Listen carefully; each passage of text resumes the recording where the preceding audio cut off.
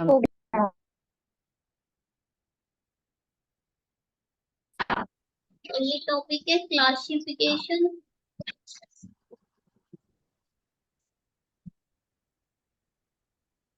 Of linear partial differential equation.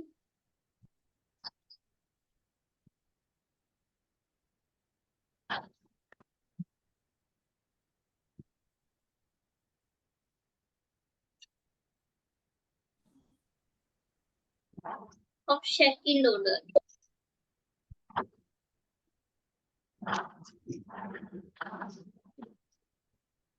In two independent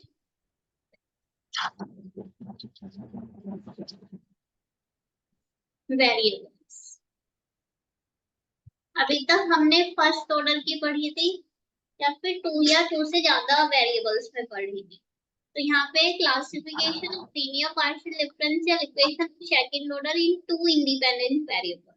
तो इसकी जो जनरल इक्वेशन होगी वो इस फॉर्म की होगी a del to u by del x square plus b del to u by del x del y plus c del to u by del y square plus f function of x y u del u by del x del u by del y equals 0।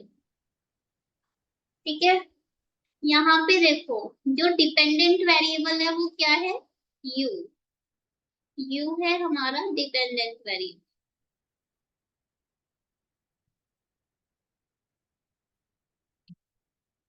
और x और y हमारे क्या है, independent variable.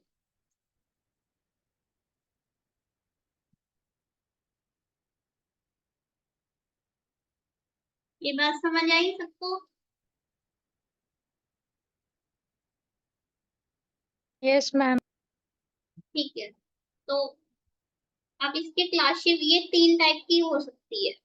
मतलब general equation ये है, general को हम कंपेयर करेंगे, उससे ए बी और सी की वैल्यू फाइंड आउट करेंगे। फिर हम एक निकालते हैं बी स्क्वायर माइनस 4ac। ठीक है, यदि b square minus 4ac less than 0 होगा, ठीक है, तो इलिप्टिक होगा। तो ये इक्वेशन हमारी क्या होगी, इलिप्टिक। यदि ये इक्वल टू 0 होगा तो ये इक्वेशन होगी हमारी पैराबोलिक। और यदि ये ग्रेटर देन 0 होगा तो ये होगी हाइपरबोलिक। तो सेकंड ऑर्डर की जो पार्शियल डिफरेंशियल इक्वेशन होती है वो तीन उसमें डिवाइडेड है। इलिप्टिक होगी यदि बी स्क्वायर माइनस 4ac की value less than 0 means negative value आएगी, और ये इक्वल टू 0 आएगा तो पैराबोलिक होगी, और ग्रेटर देन 0 आएगा तो हाइपरबोलिक। बात समझ आई?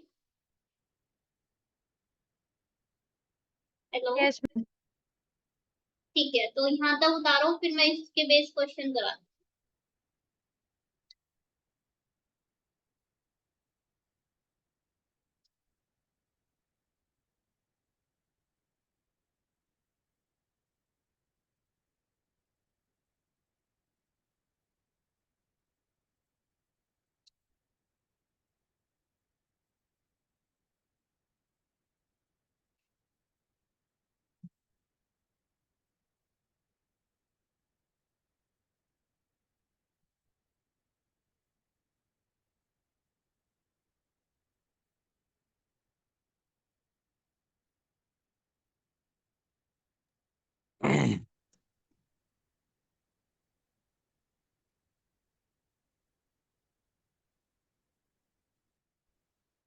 उतार लिया सबने? यस। ठीक है, फिर क्वेश्चन देखो हम कैसे करेंगे।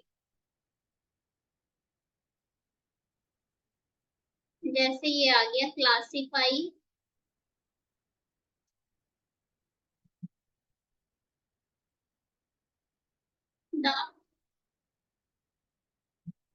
Equation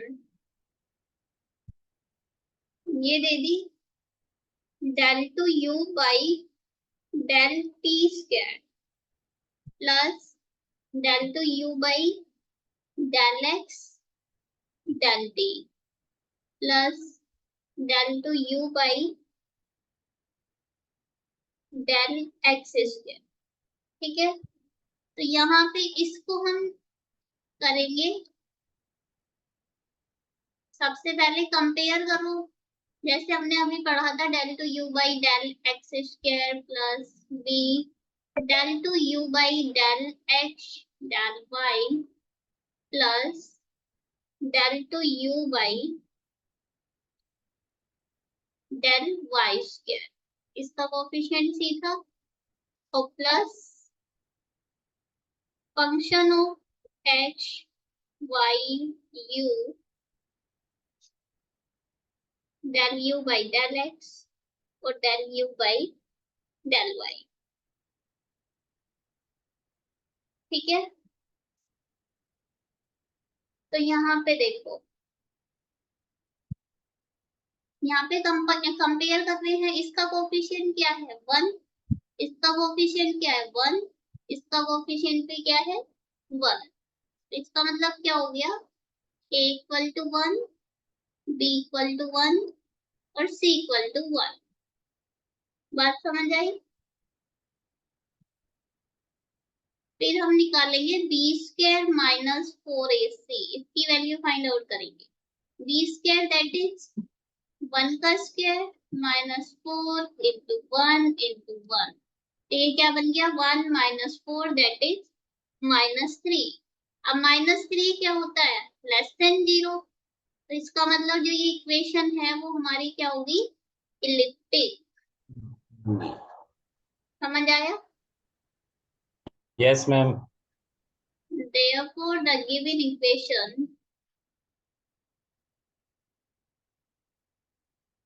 is elliptic। बस तुम्हें कंपेयर आना चाहिए, इसका कोफिशिएंट ये होगा, यहाँ पे इंडिपेंडेंट वेरिएबल चेंज हो सकते हैं, जैसे यहाँ पे x की जगह t है। ठीक है,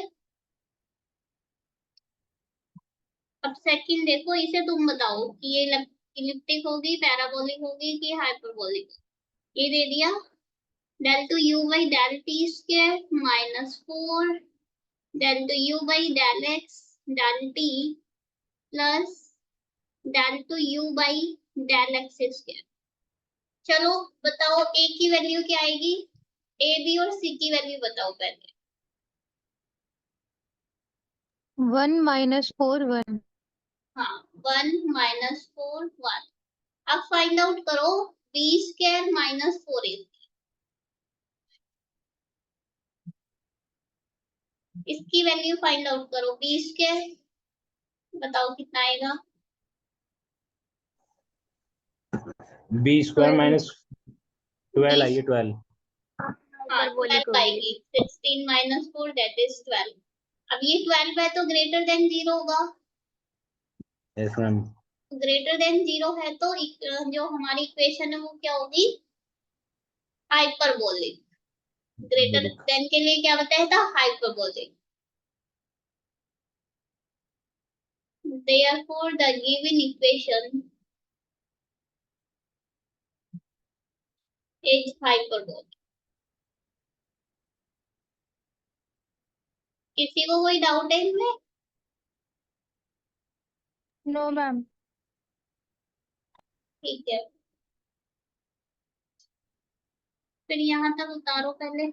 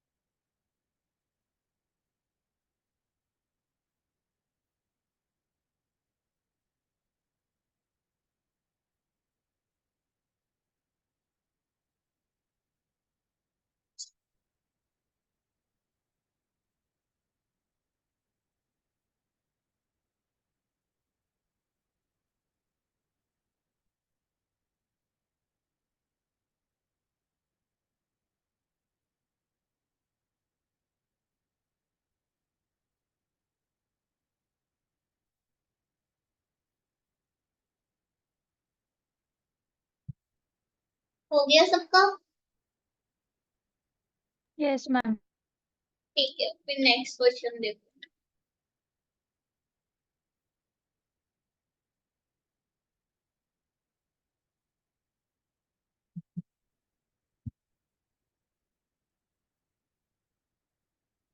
क्लासिफाई द इक्वेशन, ये दे दी इस बार में 1 minus x square del 2 z by del x square minus 2xy del 2 z by del x del y plus 1 minus y square del 2 z by del y square plus x del z by del x plus 3x square y del z by del y plus y del z by del y minus 2z equals 0। ये दे दी और इसको हमें बताना है कि ये किस type की होगी या क्या कंडीशन पे ये पैराबोलिक होगी, हाइपरबोलिक होगी और एलिप्टिक होगी। तो सबसे पहले कंपेयर करेंगे ए बी और सी की वैल्यू। तो ए की वैल्यू क्या होगी, ये वाली 1 माइनस एक्स स्क्वायर, बी की वैल्यू क्या होगी माइनस ऑफ 2xy, सी की वैल्यू क्या होगी 1 माइनस वाई स्क्वायर। कोई डाउट है किसी को यहाँ तक? No ma'am. ठीक है, फिर हम निकालेंगे बी स्क्वायर माइनस 4ac। तो ये क्या हो जाएगी minus 2xy whole square minus 4 into 1 minus x square into 1 minus y square. अब इसको ओपन कर देंगे तो ये हो जाएगा 4x square y square minus 4, यहाँ इनमें मल्टीप्लाई करेंगे तो क्या आएगा 1 minus x square minus y square plus x square y square. इसको सिंप्लीफाई करेंगे तो आएगा x square y square minus 4 minus minus plus हो गया 4x square plus 4y square minus 4x square y square. तो ये इससे कैंसिल हो गया, ये हमारा आया 4x square plus 4y square minus 4। अब देखो ये वैल्यू यदि इक्वल टू 0 होगा तो पैराबोलिक होगा। अब हमें कंडीशन चेक करनी है। ये तो हमारी आ गई बी स्क्वायर माइनस 4ac की वैल्यू। अब हमें पता है पैराबोला के लिए कंडीशन क्या होती है कि B square minus 4ac equal 0। तो इसका मतलब इक्वेशन विल बी पैराबोलिक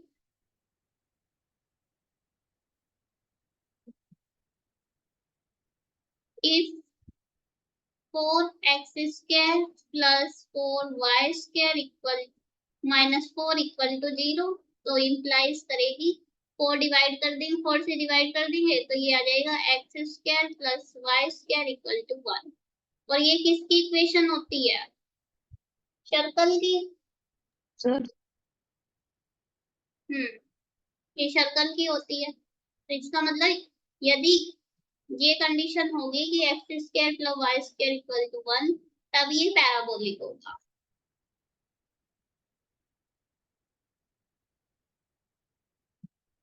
ठीक है, पैराबोलिक इफ दिस। अब इलिप्टिक के लिए क्या हो जाएगी b square minus 4ac less than equal to 0 होगा। तो ये हो जाएगी and elliptic in the reason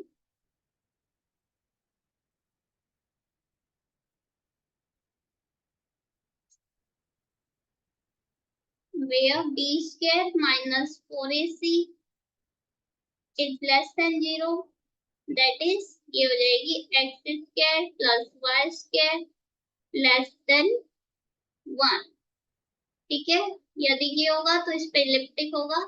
ऐसे ही हाइपरबोलिक के लिए क्या हो जाएगा x square plus y square greater than 1। बात समझ आई? हेलो। यस। ठीक है, तो इस तरह से रीजन फाइंड आउट करा सकते हैं। इससे उतार लो।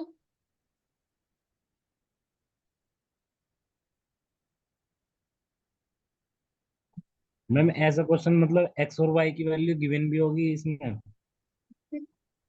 यदि सिंपल इसको पूछा है कि क्लासिफाई, तो तब तो हमें इसे जनरल निकालना पड़ेगा कि ये इलिप्टिक कब होगी। हमें पता है कि यदि ग्रेटर देन 0 होगी इसकी वैल्यू, सबसे पहले ये फाइंड आउट कर लेंगे।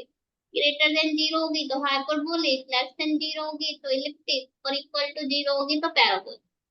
यदि सिंपल हमें एक्स वाई की वैल्यू गिवन है, मतलब कांस्टेंट गिवन है, तब तो हम डायरेक्टली निकाल लेते हैं कि ये ग्रेटर देन 0 आ रही है, लेस देन 0 आ रही है, तब वो एक ही होगी।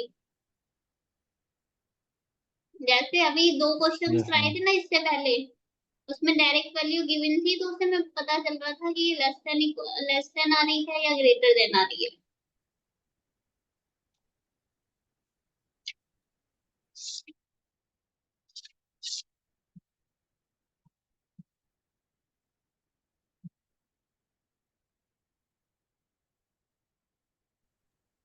Okay ma'am. और किसी को कोई डाउट है?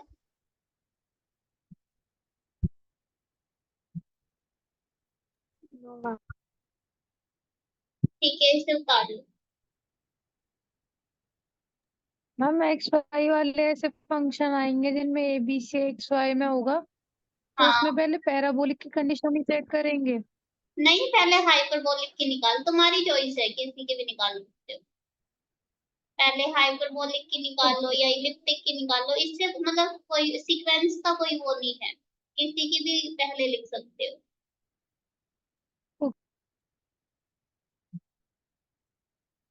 हो गया सबका?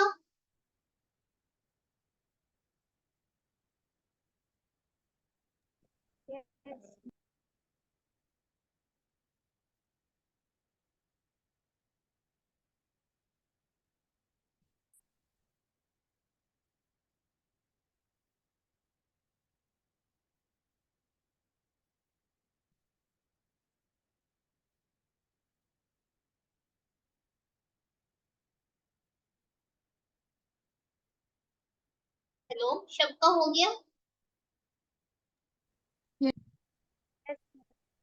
Yes ma'am.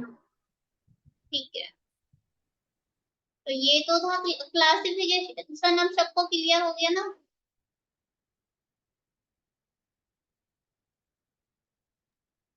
जो भी करवाया क्लासिफिकेशन कैसे करते हैं तो समझ आ गया ना सबको ये वाला पार्ट? Yes ma'am. ठीक है, अब नेक्स्ट टॉपिक देखो, कैनोनिकल फॉर्म।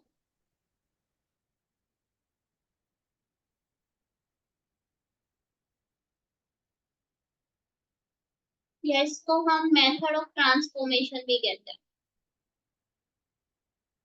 ये बाय नेम से क्वेश्चन आते हैं, तुम्हारे प्रीवियस ईयर के पेपर्स में भी आए हुए हैं questions.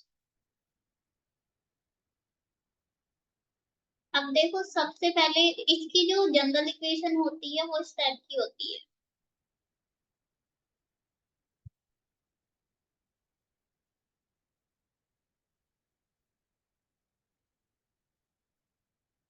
Are r s s t t plus function of x y z p q equal to 0। ठीक है, जहाँ पे कैपिटल आर, कैपिटल एस और कैपिटल टी ये कंटिन्यूअस फंक्शन होते हैं एक्स एंड वाई के।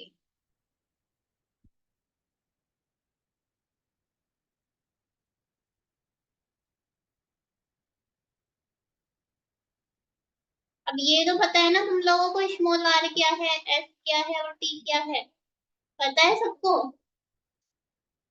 ये है del two z by del x square small are.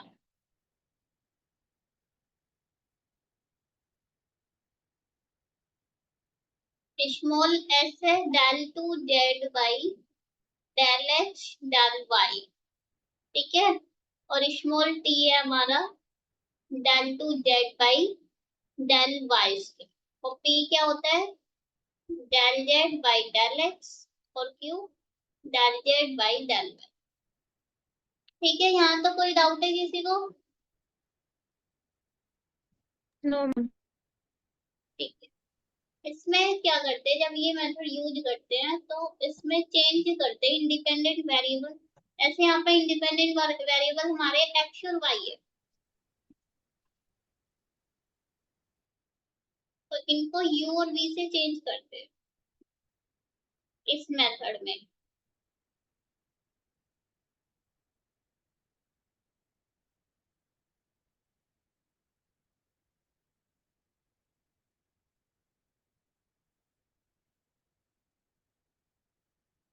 ठीक है, जहाँ पे u जो है वो भी फंक्शन ऑफ एक्स वाई होता है और v भी फंक्शन ऑफ एक्स वाई होता है।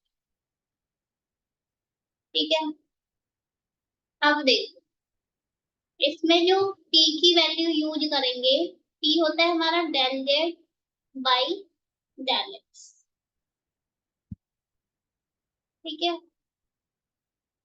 तो इसको इसमें ऐसे लिखा जाता है del z by del u और del u by del x plus del z by del v into del v by del x. ये इसका रिप्रेजेंटेशन होता है कैनोनिकल फॉर्म में p का, कि इसमें हम p को ऐसे लिखते हैं। नॉर्मली तो p del z by del x होता है, और तो इसको लिखा जाता है del z by del u into del u by del x plus del z by del v into del v by del x. ऐसे इसमें q को लिखा जाता है del z by del y, normally लिखा जाता है, और इसमें लिखा जाएगा del z by del u into del u by del Y plus del z by del v into del v by del Y.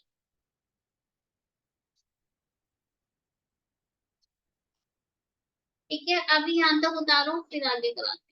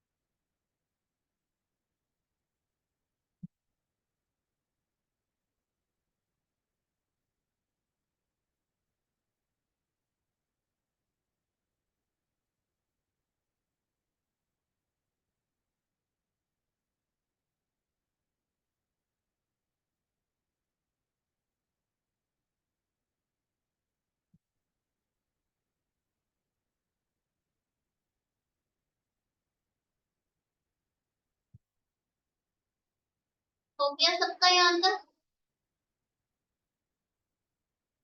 Yes ma'am. Ma'am.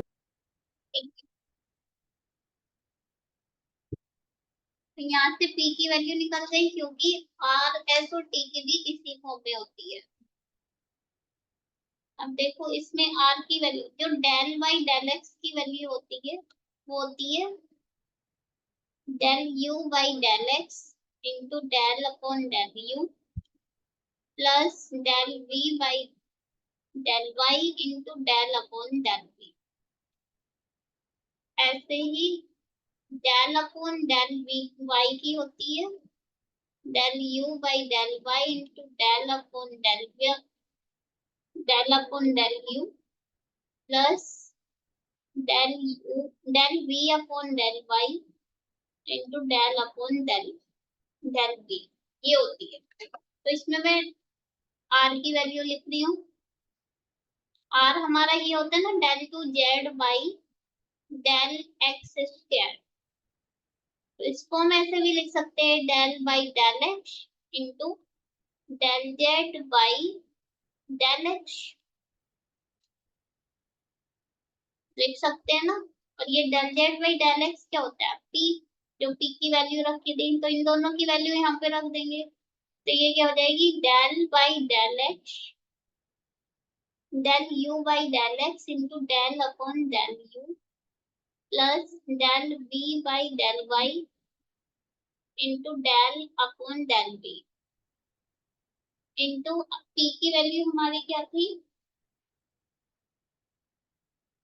del z by del u into del u by del x plus del z by del v into del v by del x।